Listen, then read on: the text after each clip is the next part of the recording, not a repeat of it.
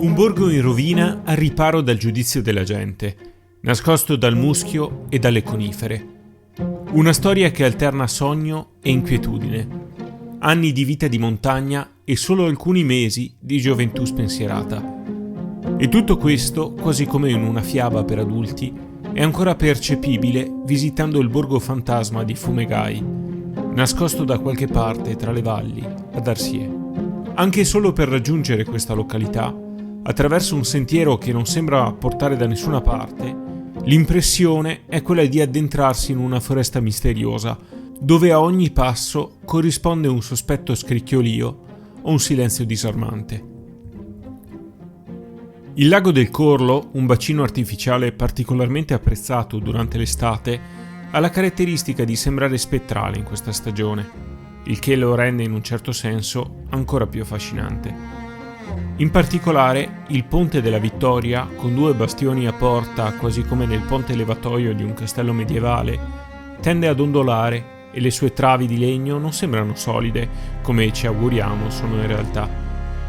Lungo il sentiero per Fumegai, voltandosi verso il basso, lo sguardo sprofonda negli abissi del terreno, dove un ruscello crea in fondo una gola delle buie pozze.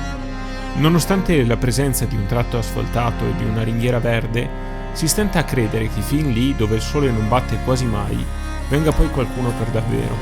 Raggiungendo la prima contrada di Case Boldi, si comprende che effettivamente qualcuno è nato e cresciuto in queste località isolate. Salendo ancora, un bivio ci porta fuori dal sentiero principale.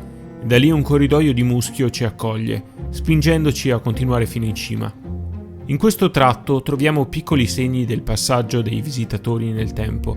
In cima agli ormai insignificanti gradini che concludono il sentiero, si scorge finalmente questo borgo fantasma, inquietante quanto magnetico. In realtà Fumegai è un insediamento non troppo antico. Vi si stabilì una comunità di contadini alla fine del XIX secolo.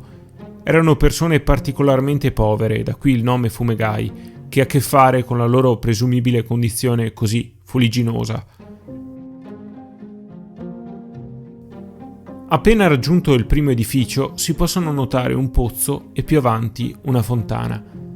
La vita a Fumegai, specie in inverno, doveva essere davvero difficile, tanto che in pochi decenni le nuove generazioni lasciarono il borghetto fondato dai loro genitori e scesero a valle a cercar fortuna.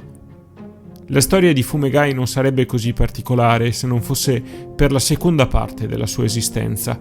Negli anni 60 un gruppo di hippie venne a sapere della presenza di un'oasi abbandonata in un bosco umido tra le montagne del Feltrino, là dove una casa poteva ospitare diversi posti letto e dove fare baccano e disegnare sulle pareti simbologie esoteriche non sarebbe mai stato un problema.